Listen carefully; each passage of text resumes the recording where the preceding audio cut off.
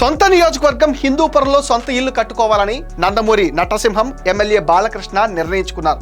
3 సార్లు గెలిపించిన హిందూపురం ప్రజలకు అందుబాటులో ఉండాలని బాలకృష్ణ కీలక నిర్ణయం తీసుకున్నారు.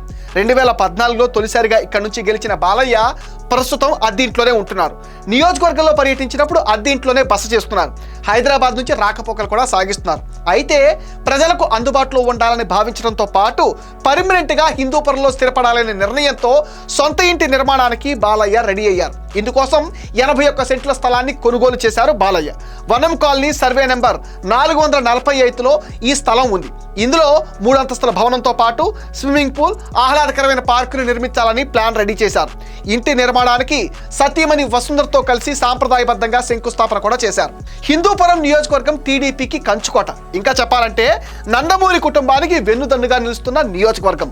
టీడీపీ వ్యవస్థాపకులు ఎన్టీఆర్, ఆయన తనయులు హరికృష్ణ, బాలకృష్ణ హిందూపురం ఎమ్మెల్యేలుగా పనిచేశారు.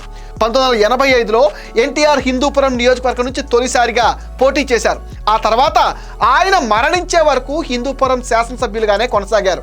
ఎన్టీఆర్ తర్వాత హరికృష్ణ 1996లో ఎమ్మెల్యేగా ఎన్నికయ్యారు.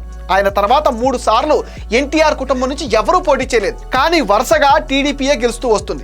ఇక 2014లో రాజకీయాల్లోకి వచ్చిన బాలకృష్ణ తన తండ్రి ప్రాతినిధ్యం వహించిన హిందూపురం నుంచే ఎమ్మెల్యేగా పోటీ చేశారు. ఆ తర్వాత వరుసగా 2019, 2024 ఎన్నికల్లోనూ గెలిచారు. దాదాపుగా 4 దశాబ్దాలుగా హిందూపురంతో ఎన్టీఆర్ కుటుంబానికి విడదీయరాని అనుబంధం ఉన్నప్పటికీ సొంత ఇల్లు నిర్మించుకోలేకపోయారు.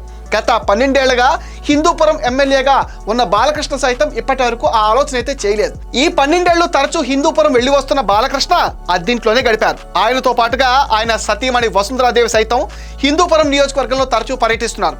ఈ నేపథ్యంలో సొంత ఇంటి కల తీర్చుకోవాలని బాలయ్య నిర్ణయించారని చెప్తున్నారు.